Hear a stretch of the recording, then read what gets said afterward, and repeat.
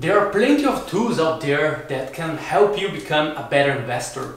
Understanding what's happening in the marketing, understanding what's behind all those cryptography on blockchain. And for that, we're going to review today IntoTheBlock, one of the best tools out there that can help you take informed decisions.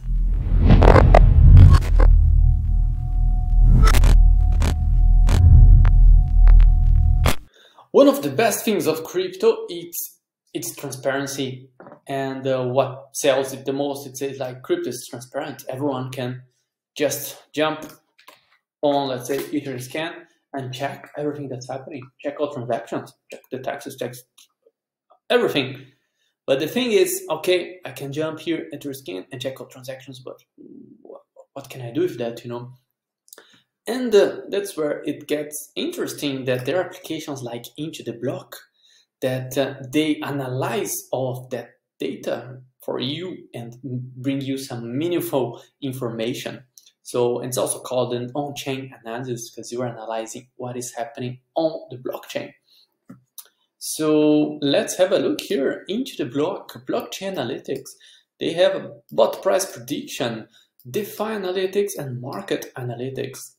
So if you click here, launch app, we can see what's up here. There is this price prediction from the bot. This is just, let's say, for fun. And you can check analytics from all sorts of coins. They have an immense list here that you just keep scrolling down and keep going down. So basically, you can select the coin that you'd like and go for some interesting analytics. So for example, here is the initial dashboard. You can see a brief summary of the coins, what's up, there's your holders make money at the current price. So what does this mean? And yeah, at the top of each widget, you can see the meaning of it as well. So at the beginning, it can be, oh my God, so much information, what can I do with that?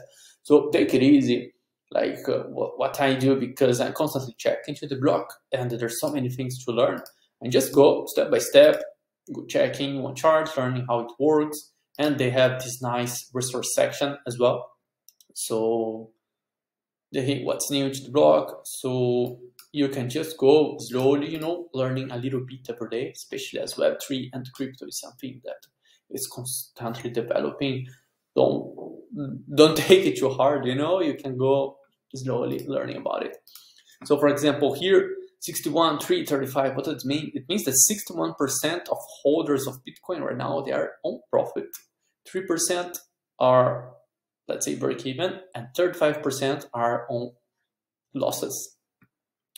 And you can check here the large holders, what's the concentration, because if you jump to, for example, let's say Crypto.com, that's a centralized exchange, you can see that they have a big concentration of large holders, meaning that there is big address that control most of the supply. So ideally, what we want with a decentralized world or blockchain is that all the big concentration is not located to just a few hands. We want it to be more shared. But companies example is Crypto.com, it's normal because it's the token of their company and they use it as well. They have a big pool of rewards, and that's as well how the cashback works. But okay, so here we got the on-chain data. You have some signals that the software itself, it analyzes and see if it's bearish, bullish, or neutral. And what can you do? You can sign up for free, because once you start jumping here, you see that you need an account to keep looking, and you can simply sign it up for free. You share your details and you start a 7 days trial.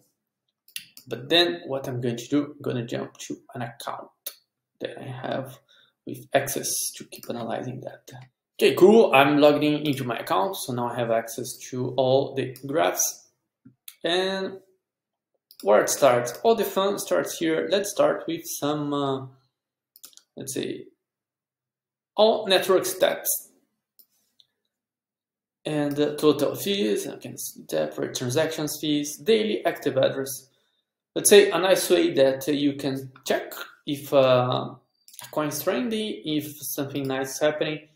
What you And this is super simple. Like, we want to see growth. We want to see more active addresses coming through. It doesn't matter which chain. We want to see the chain developing. So here you can see all time. You can select the time frame. So let's say, let's put 1 year. You can see if there is more people join this blockchain. You can see the active address. You can see new address. So here's a way to see if there's new things happening. In, let's say, in 6 months, in 3 months, you can understand if there are more people coming or less people. And this helps a lot for you to understand if it's getting traction or not. And here as well, number of total address.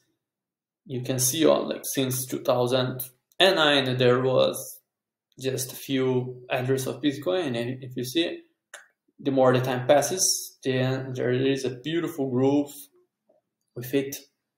So it's a nice way to see if something good's happening. Because if you see the number of total addresses declining, it's not a good sign. It means that the blockchain is losing its trust or losing its community, and then no one wants to end up alone. So this is an excellent way to see. If you jump in the blockchain, you see growth, you see the graphs going up, that's a good sign. You are not alone. It's also a way to comfort you, to tell you are not alone on this adventure. So here you can let go down to the ones that I like the most. That is the address by holding. So basically, what's this graph shows? The number of address holding a selected dollar or crypto amount. So here you can have an idea as well if the numbers of address of holders are increasing or decreasing in a nice way. So for example, each one of those lines, it represents a certain cohort of holders, like the blue one from 0 to 0.001 Bitcoin, and then the green one 0.001 to 0.001.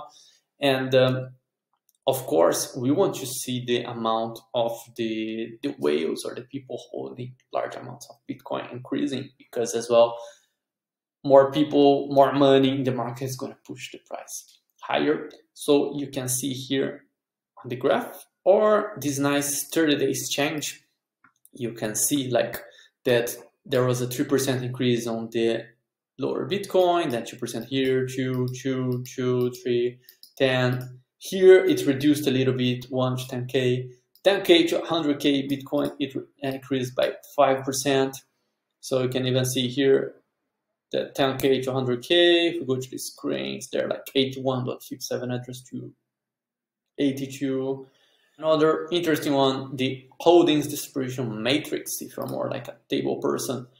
So you can see like the balance, the number of address, the percentage of address, so like the ones holding up to 0.0 Bitcoin, they represent 50% of the total of the address, but they just represent 0.02% of the total of coins. So you can see here that the biggest concentration of Bitcoin, let's say it's 22 plus 20 plus 27. Most of them, they are in these three cohorts here. That's between 10 to 10K Bitcoins. Cool. And you have a bunch of other and many other graphics here. Ownership network. You can see how is the mining, the inflow from exchange. So you can jump here, exchange stats, and you can see the net flows from exchanges, that if it's the money coming in or out of the exchange. And there's a, let's say, a basic rule: if there's money coming into centralized exchanges, it means people are putting money there to sell it, because large holders don't keep all their assets in exchanges. They put it outside, they put it out. It's like an outflow. They put in a safe deposit, in a hardware wallet. They put it out of something in the most safest possible.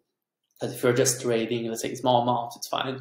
But you have millions in Bitcoin, you don't want to leave it on a centralized exchange that can be hacked. So they usually remove it from exchanges and put in a safe place that no one can touch it. And then here you can have these funny numbers. You can jump into socials as well and have a look on social stats. That's also nice to see if the community is growing. And we know really well that on crypto, the community is powerful. You can see sometimes how a simple tweet can push the price higher. So it's nice to see as well quick monitoring on social of what's happening, what's your feelings, if they are negative or positive tweets. So this also helps you to understand on your studies.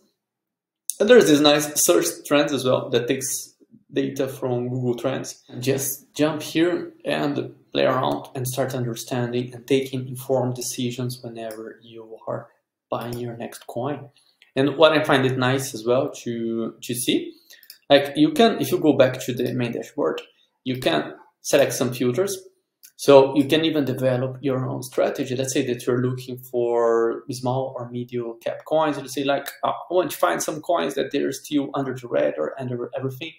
Let's say like the over $1 billion market cap coins, you know, they're all or that, but like you can try to find some smaller ones. Like you can filter here for some coins on the medium market cap.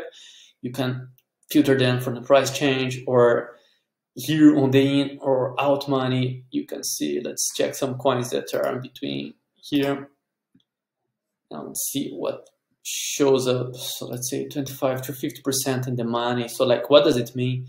It means some projects mid cap that they received a recent down. So it might be a good opportunity, because if it's a project that everyone is on profit, at some point people will start taking these profits to their pocket. So the only, once you are at the top, the only way that goes, it's a bit down. So it might be also interesting to see some interesting projects that they had a bit down on their price. So you can try to join them with some discounted price. Or let's check here some of the big projects as well. And of course, this is always, let's say, speculation. Of course, if you see a big market cap project where most of the holders are on losses, the loss can just become greater and greater. But at the same time, this is just, let's say, one more knowledge or skill set when you're analyzing coin. You can have a look, say, oh, maybe you think that Chainlink or Polygon, they have a brilliant future, and see that right now the coin already lost a bunch of value, because you can see that a bunch of people here, most of the people, they are on losses, but they're not selling, they're still holding. So what does it mean? Maybe they are still bullish and they're not going to sell. So this might be an interesting moment, you know, because then the market can flip and become positive. So this is all strategies, ideas, ways that you can use real data and not just go on Twitter and try to follow someone's tweet, but you coming over here and analyzing and trying to understand and making up in your own mind on how to select the best coins. So you can be the best crypto investor. Jump into the block now and start learning some on-chain data. Thank you so much for watching this video. Please do not forget to subscribe to the channel and give it some likes, so I can keep producing at this nice pace and bringing more news about Web3 to you. See you next time!